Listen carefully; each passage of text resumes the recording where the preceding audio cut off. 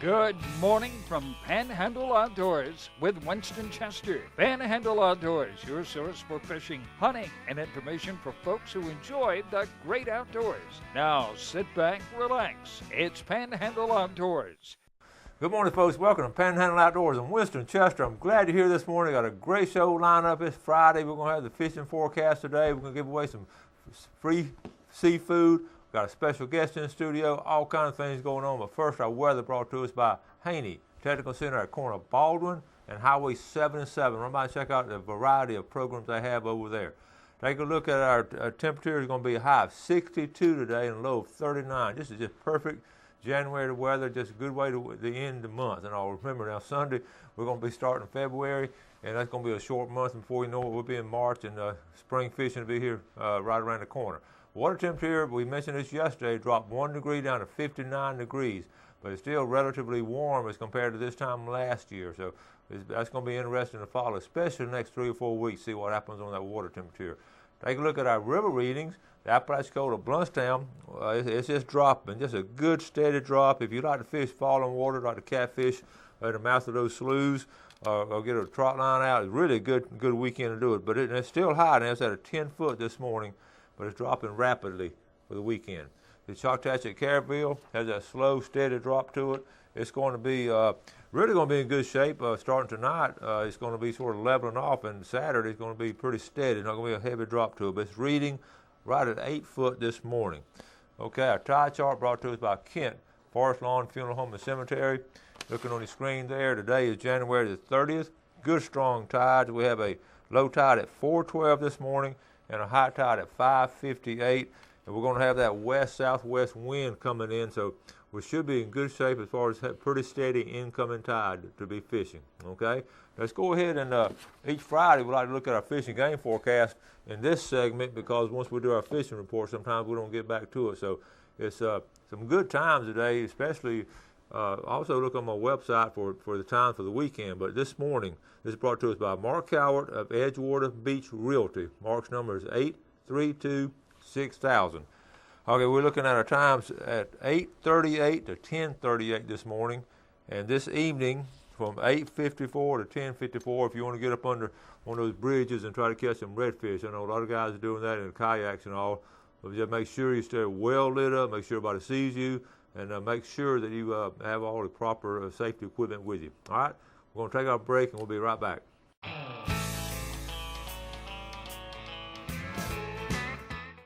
All right, welcome back, and welcome to my buddy, Mark. Good morning. Good morning, Coach. How are you? I'm doing great, but man, listen, we're talking about fishing. We're going to start talking about red fishing, but we got to talking during the break about crappie or speckled perch fishing. I know. Man, I love crappie fishing. I know you do, and we've talked about it before. You used to do a lot of it up in Alabama, didn't you? I did. You know, growing up in Alabama, we bass fished, but crappie fishing was what we look forward to every year. That about 6 weeks there when they're going up on, they're getting ready to spawn. Mm-hmm. Crappie, the best fish to eat, I think, in the world. I agree, and we talked. Ironically, I grew up over there fishing Lake Talcott as a kid, and my dad and we used to catch a lot of crappie as a young man. We call it speckled perch. Right. Daddy would always come in, "Those speckled perch are biting. Let's go, boys." And we'd load up. Oh, I'm telling you. But you fish Lake Talcott a good bit. I have. Michael and I, over a period of about 3 years, kind of learned where to fish there and what to fish for and how to go about it. We really kind of sat back and started watching the locals fish, mm-hmm. and we would just really kind of spy on them a little bit. Mm-hmm. And we started figuring out a few years ago when John Rush was here, Bill Allen and I went up and shot a show mm-hmm. for you guys. It was crappie fishing, man. I love it. Yeah, it is a lot of fun, and we're right on the verge of it. February is always a kicking off month. I tell you, I'm looking forward to it. Yeah, so we're going to do that, and I've got some of the buddies I grew up with are still doing it. A couple of generations have been doing it, so we're going to do a show or two off of it. But let's get to red fishing real quick, because I know you and Mike have both been doing a lot of red fishing recently. So what's going on? Today's going to be a great show on fishing, and I've got some good pictures of it. I've got a picture of a nice buck. You're not going to believe, one of the largest bucks ever killed in Holmes County. So we're going to look at that in a minute. But let's talk about red fishing. What's been going on with that? Well, the redfish are starting to school up now, which they'll get scattered. It just hasn't been cold enough to push them, to get them bunched up and pushed back into the creeks. Doyle Bayou, for example, I was telling Bill the other day when we were on the show, we're starting to find them more concentrated, but they're really not up in the back ends. They're still around the mouths. You know, the water's 62, 63, 64 degrees. It's just not cold enough to push them back. This time last year, they were in the very back ends of, you could find them bunched up in the back end of these creeks. You know, our base system, we're going to talk about during the fish report too, especially here in the St. Andrew base system. One of the things that really affects us, it doesn't really affect Apalachicola or Choctawhatchee Bay, and it's a dam up there that we got a drawdown going now. In fact, I just had a call yesterday, right at the end of the show, from one of our viewers watch the show every day, and this guy and his brother, really, really good speckled trout fishermen, and they've been struggling, and when they're struggling, you know it's slow. It has been slow. We've caught very few trout this year, very few. And typically we would catch more trout than redfish while we're redfishing. Yeah, and the thing about it, we have that drawdown going on. It happens every winter, and the reason the drawdown is to kill off the weeds in Deer Point Lake. But that drawdown, I can see it almost from my house. It just spits a water, this constant flow of a stream of fresh water. Right. And I mean, it's like the dam just, you know, and it's flowing and flowing and flowing. So we have, the bay is tannic colored. Are you seeing that? Absolutely. Dark Absolutely. colored. And I'm hearing the same thing even over there in East Bay is a lot of dark color. Have you fished East Bay? We have. We went a couple of times. One of the things that's really interesting, when you're on the water and it's not windy, it's fairly calm, you can see where fresh water and salt water meet. It creates a line in the water. It's night and day. And we have caught fish in the past this time of year on the east side of West Bay Point, going up toward the entrance to the steam plant. Not this year. Yeah, and that's interesting because it is, you know, I live out there too, and I noticed the other day I walked down the dock, it's just dark colored, and I don't know when they're going to stop the flow. It should be close now, but they're waiting some really cold weather to kill it off, and we understand the purpose of it and all, but it does affect our fishing unlike other places. Right. It's because we're dealing with something that's not natural. It would be, you know, and so it does affect it. And you've got to get away to catch these the trout and the redfish. You kind of want to move far away from that inflow of fresh water as you can. And you mentioned a good point. You know, not natural, because when we've had high water like we do the river readings here. So you have high water a couple of days, 3 or 4 days, and it goes back down. Right. But it's just steady, and so it really puts a lot of it in there because you got the dam level like this, and you drop it down to this. Right. Because you got a lot of fresh water. We're going to take a quick break. Come back. We'll show you that picture of that big buck.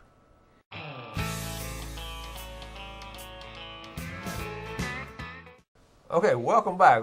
See, here with Mark Cowell, we've been talking about fishing and all, but you know, we're right at the peak of the rut in a lot of different areas, and we're going to show you this buck here. This is a fine-looking buck. Now, this is a Holmes County buck.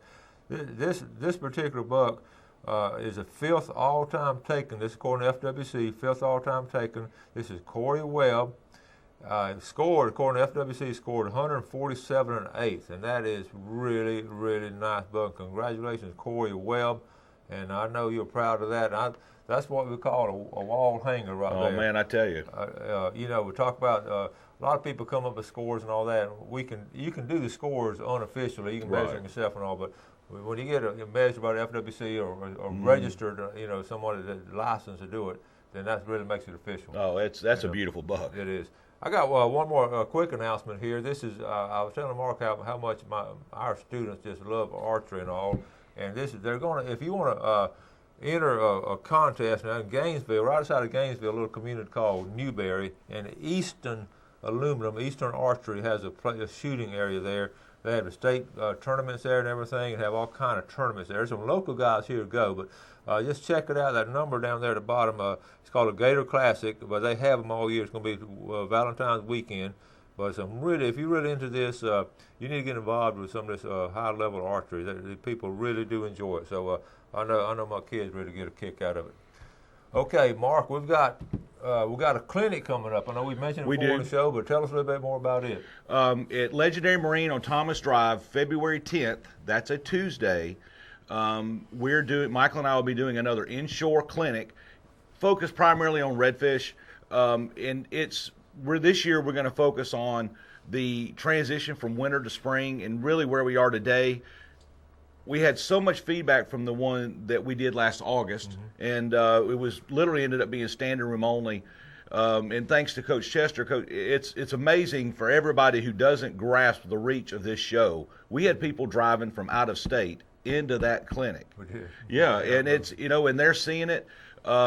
What we do is that we do it in such a manner, it's a little bit more interactive. We have 50, 60 people there, and how we go about it is that we teach rigging, we teach how to read the water, we teach water colors, temperatures, what to look for, the bottoms, the things that we've learned over the years that really are applicable to being a successful inshore angler.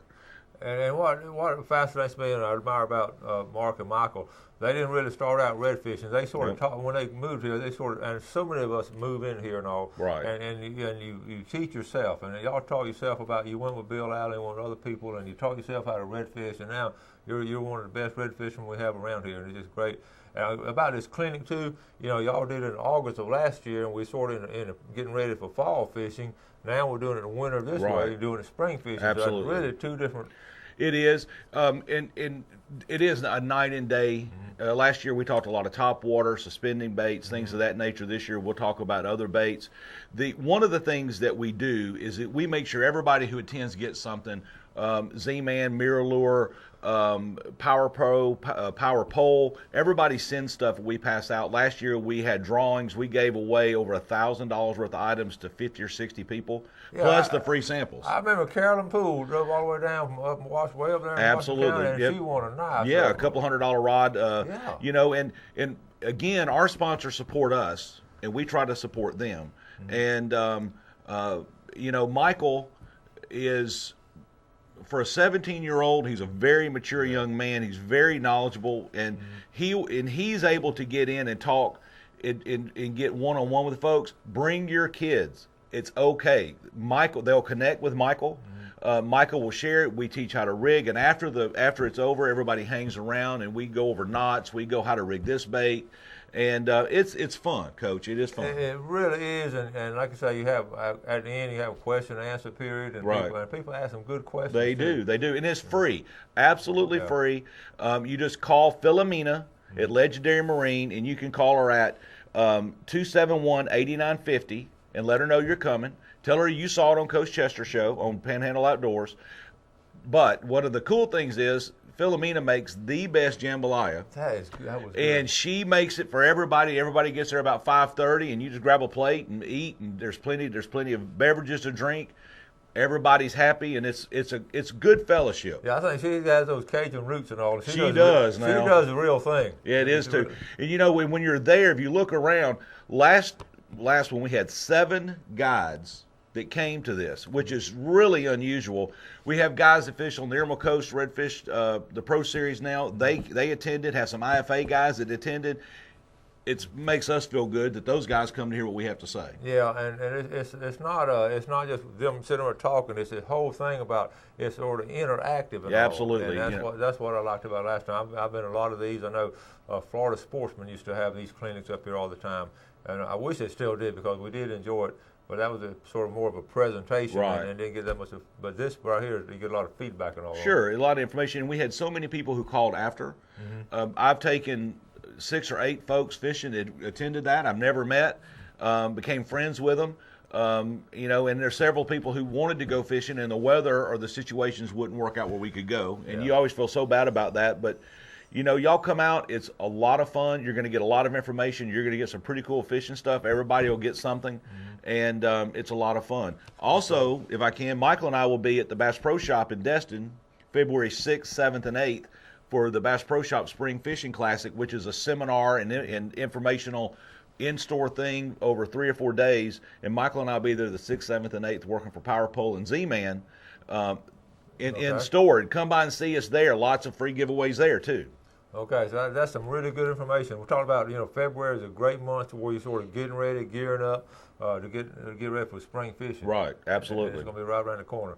And so check it out. We're going to talk more about it next week and all, but we're going to certainly encourage everybody to be there because I know I get so many questions from folks who are snowbirding or just moved in here a couple of years ago and want to learn how to redfish. Right. And then the old veterans like us, it's always a refreshing to see more people come into it, and you always learn something. Well, you do. And you it changes. I learned something last year from a guy that had only been fishing for about a year, and he had gone fishing with a guide in Crystal River, and he made a comment to me that was, the light went off.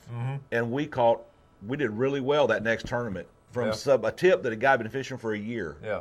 You don't think you know it all. No, don't ever you think don't. you know it all. Because always be open and be willing to learn. Okay?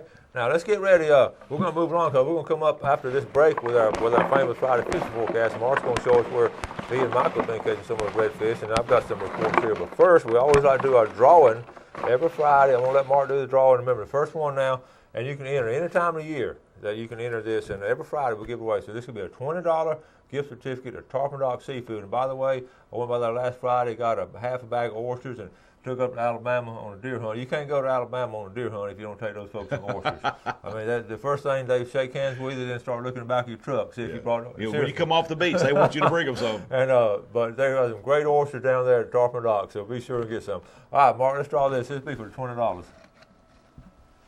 All right, that's going to be, who is that? Kenny Bostic, Lynn Haven. There you go, Kenny. Kenny's a good friend of mine. All right, go to church with him every Sunday morning. Kenny, I'll I got share two. it with you. All right, this is for the red snapper.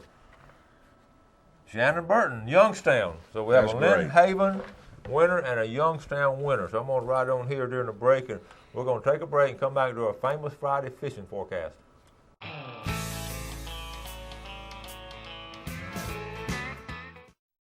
All right, welcome back and welcome to Famous Friday Fishing Forecast. We got Mark up here to give us a hand on this, especially St. Andrew Bay, because they've been fishing a lot. So let's start on the eastern end and mention Carabel again. Those folks down there, they're having good luck on the speckled trout because they've been able to, we talked about their river is pretty clean now. It flows out of Tate's Hell, but by the time they've had some pretty good luck on it as far as speckled trout. So the Carabel River right there in the middle, as it goes right there by sea quarters. And then right at the mouth of there is an ideal place for redfish. And then on the backside of Dog Island, right in the center of the screen right there, those points, there's some shells and all back in there, and there's some good fishing according to the locals I talked to over there. All right, now let's go on down here to, let's move on down to the backside of St. George Island, and bridge fishing in the wintertime, the bridge fishing out of East Point, the old bridge down there. They catch a lot of sheephead. Sheephead is going to be excellent fishing.